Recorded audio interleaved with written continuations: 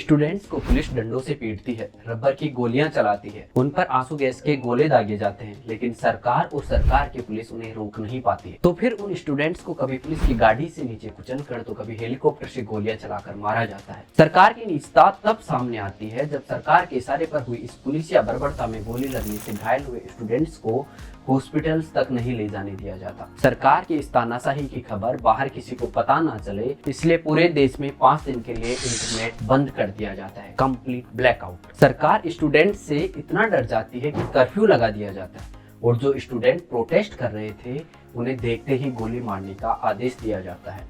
और इन स्टूडेंट्स की गलती क्या थी? इनकी गलती सिर्फ इतनी थी कि सरकार ने अपने चहेते लोगों को नौकरी देने के लिए जो कोटा सिस्टम लागू किया था, ये बस उसका विरोध मात्र कर रहे थे। लेकिन ये सरकार को नागवार गुजरता है।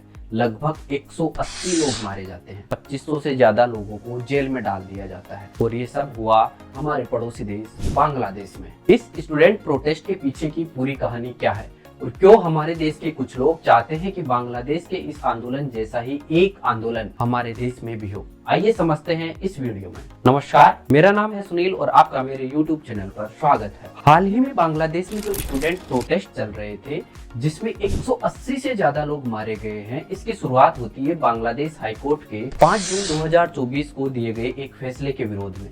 इस फैसले में बांग्लादेश हाईकोर्ट ने कहा कि सरकार द्वारा 2018 में जारी किया गया वो सर्कुलर इलीगल है जिसके द्वारा गवर्नमेंट जॉब्स में जो 30% कोटा फ्रीडम फाइटर, उनके बच्चों और उनके भी बच्चों के लिए रिजर्व था, उसे हटा दिया गया था। यानी हाईकोर्ट के 5 जून के इस फैसले के बाद वहाँ की 30% गवर्नमेंट जॉब्स एक बार फिर से फ्रीडम फाइटर, उनके चिल्ड्रंस और उनके ग्रैंड चिल्ड्रंस के लिए रिजर्व हो गई और बांग्लादेश स्टूडेंट्स वहां के फ्रीडम फाइटर और उनके डिसेंडेंट्स को दिए जा रहे इसी 30% कोटे का विरोध कर रहे हैं। आप सोच रहे होंगे कि भला फ्रीडम फाइटर्स और उनके डिसेंडेंट्स को दिए जा रहे कोटे का विरोध भला कोई क्यों ही करेगा? इसको समझने के लिए हमें बांग्लादेश की थोड़ी सी हिस्ट्री समझनी पड़ेगी। चलिए शुरू करते हैं। साल 1947 में भारत विभाजन होता है और पाकिस्तान हमसे अलग हो जाता है। उस समय पाकिस्तान के 2 भाग थे, पूर्वी पाकिस्तान और पश्चिमी पाकिस्तान। पश्चिमी पाकिस्तान में ज्यादातर लोग उर्दू नहीं बल्कि वहाँ की लोकल लैंग्वेज जैसे पंजाबी, सिंध, पश्तो, बलूच जैसी भाषाएं बोलते थे। लेकिन पूर्वी पाकिस्तान के ज्यादातर लोग बंगाली भाषा बोलते थे। ईयर 1956 में बांग्लादेश में संविधान संशोधन कर उर्दू और बंगाली दोनों लैंग्वेज को राष्ट्रभाषा का दर्जा दिया जाता है। कि ठीक 2 साल बाद 1958 में पाकिस्तान के आर्मी चीफ अयूब खान तख्ता पलटकर पाकिस्तान के राष्ट्रपति बनते हैं और इसी के साथ पाकिस्तान में उन्हीं की राष्ट्रभाषा बंगाली बोलने वाले लोगों के साथ भेदभाव होना शुरू हो जाता है। अपने साथ मत जोड़िए, हमको अलग है।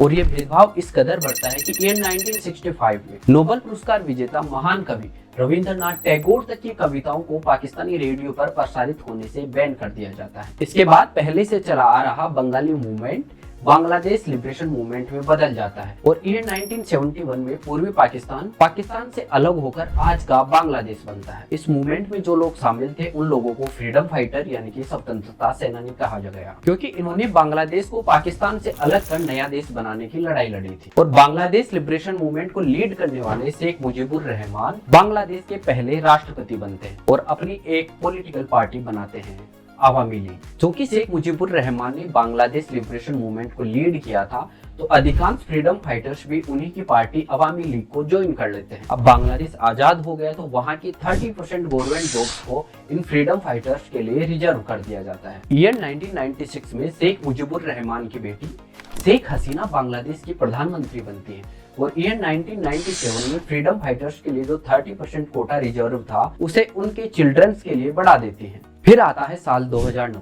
शेख हसीना एक बार फिर बांग्लादेश की प्रधानमंत्री बनती है और साल 2010 में एक बार फिर से गवर्नमेंट जॉब्स में फ्रीडम फाइटर्स के लिए चले आ रहे 30% कोटे को उनके चिल्ड्रंस के बाद उनके ग्रैंड चिल्ड्रंस के लिए भी एक्सटेंड कर दिया जाता है, बढ़ा दिया जाता है। अब जब प्रधानमंत्री शेख हसीना ने फ्रीडम फाइटर्स के लिए जो 30% कोटा रिजर्व था उसे उनके चिल्ड्रंस के बाद उनके ग्रैंड चिल्ड्रंस के लिए भी बढ़ा दिया तो बांग्लादेश की आवाम का सब्र टूट जाता है, क्योंकि इन फ्रीडम फाइटर्स के डिसेंडेंट्स की कुल संख्या पूरी जनसंख्या का सिर्फ 0.2% है। वहाँ के लोगों का कहना है कि फ्रीडम फाइटर्स के डिसेंडेंट्स को आप कोटा दीजिए, लेकिन क्या 0.2% लोगों के लिए 30% कोटा रिजर्व करना उचित है?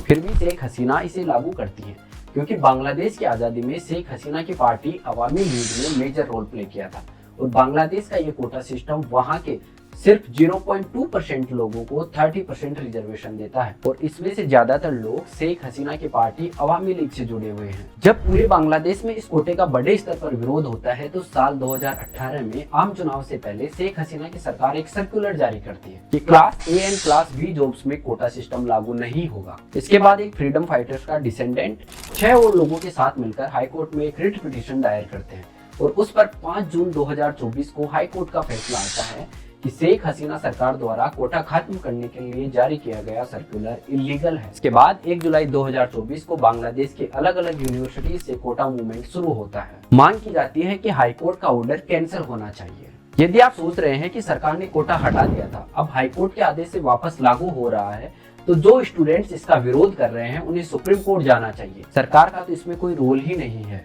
तो आपको थोड़ा सा बांग्लादेश की राजनीति समझनी पड़ेगी। अभी बांग्लादेश की प्रधानमंत्री है शेख हसीना। शेख हसीना 1996 में जब पहली बार प्रधानमंत्री बनी थी तो ईयर 1997 में उन्होंने फ्रीडम फाइटर्स को मिलने वाले 30% रिजर्वेशन को फ्रीडम फाइटर्स के चिल्ड्रंस के लिए एक्सटेंड कर दिया था। साल 2009 में शेख हसीना दोबारा प्रधानमंत्री बनती हैं तो 30% रिजर्वेशन जो उन्होंने फ्रीडम फाइटर्स के चिल्ड्रंस के लिए एक्सटेंड किया था उसे अब फ्रीडम फाइटर्स के ग्रांड चिल्ड्रंस के लिए एक्सटेंड कर देती हैं। और शेख हसीना ऐसा क्यों करती हैं? क्योंकि एक तो देश की कुल जनसंख्या के जिन 0.2% लोगों को ये 30% कोटा मिलता है वो लोग डायरेक्टली या इनडायरेक्टली शेख हसीना की पार्टी अवामी लीग से जुड़े हुए हैं। और जब पूरे सरकारी कर्मचारियों में से 30% कर्मचारी आपके समर्थक या फिर आपकी पार्टी के कार्यकर्ता हो तो आपको सरकार चलाने में कहीं कोई दिक्कत नहीं आएगी। ये भी ठीक है। आप चाहे जैसी मनमर्जी कर सकते हैं, तानाशाही कर सकते हैं, भ्रष्टाचार कर सकते हैं। क्या बात है सर, क्या बात है सर, क्या बात, ये बात है। और आपको ध्यान देना होगा कि जनवरी 2024 में बांग्लादेश में जनरल इलेक्शन हुए थे। उससे पहले ही वहां के मुख्य विपक्षी दल बीएनपी के 20,000 से ज्यादा नेताओं और कार्यकर्ताओं को जेल में डाल दिया गया था। उसके बाद विपक्षी दलों ने जनरल इलेक्शन का बॉयकॉट कर दिया था, लेकिन प्रधानमंत्री के हाथों की कठपुतली चुनाव आयोग चुनाव करवाता है और शेख हसीना की पार्टी 350 सीटों में से 270 सीटों पर जीत दर्ज करती है। वहीं 62 सीटों पर उसके निर्दलीय समर्थकों की जीत होती है, यानी कि कुल 350 में से 332 सीटों पर शेख हसीना की पार्टी या उसके समर्थक चुनाव जीतते हैं। दूसरा, चूंकि शेख हसीना पिछले 15 सालों से बांग्लादेश के प्रधानमंत्री हैं, उन पर नेपोटिज्म, आर्मी, जुडिशरी और सीनियर लेवल पर ब्यूरोक्रेसी में भ्रष्टाचार के अनेक आरोप लगते रहे हैं, लेकिन उन्होंने अपना होल्ड इतना मजबूत बना रखा है कि उनके सामने विपक्ष का कोई भी नेता मजबूती के साथ टिक नहीं पाया है। लेकिन जब हाईकोर्ट ने फ्रीडम फाइटर्स और उनके डिसेंडेंट्स के लिए 30% कोटा वापस लागू कर दिया तो जो स्टूडेंट प्रोटेस्ट हुआ वैसा कोई आंदोलन शेख हसीना के खिलाफ आज से पहले नहीं हुआ था। इस आंदोलन में बांग्लादेश के कोने कोने से स्टूडेंट्स पार्टिसिपेट करते हैं। इस आंदोलन की बड़ी बात यह थी कि इसका कोई नेता नहीं था, तो इस आंदोलन को दबाना सरकार के लिए मुश्किल हो रहा था।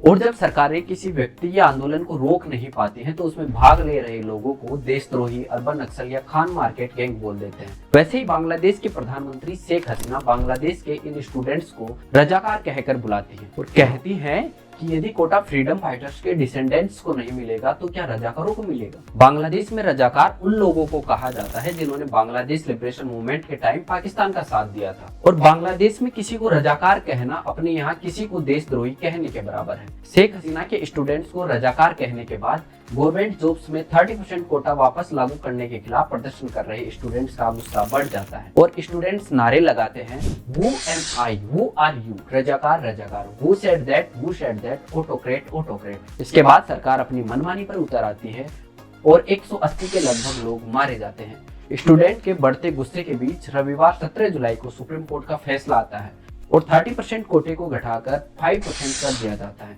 लेकिन स्टूडेंट अभी भी पीछे नहीं हटे हैं। सरकार भी अपना कोटा खत्म न करने की जिद पर अड़ी हुई है। जलवा है हमारा। क्या सिर्फ 0.2% लोगों के लिए 30% या फिर 5% सरकारी नौकरियां रिजर्व करना उचित है? और यदि उचित नहीं है तो क्या अपना हक मांग रहे स्टूडेंट्स पर इस तरह बर्बरता करना उचित है? आप इस बारे में क्या सोचते हैं? कमेंट कर हमें जरूर बताएं। साथ ही जो लोग सोशल मीडिया पर बांग्लादेश के इस 30% कोटे को अपने यहाँ के आरक्षण से कंपेयर कर रहे हैं तो उनको ध्यान देने की जरूरत है कि जैसे अपने यहाँ आरक्षण है वैसे ही बांग्लादेश में भी आरक्षण है और वो इस 30% कोटे से अलग है, जिसमें 10% महिलाओं और बैकवर्ड डिस्ट्रिक्ट्स के लिए, 5% ट्राइबल कम्युनिटीज के लिए, 1% पर्सन विद डिसेबिलिटीज के लिए रिजर्व है और इसको लेकर बांग्लादेश में कोई विवाद नहीं है।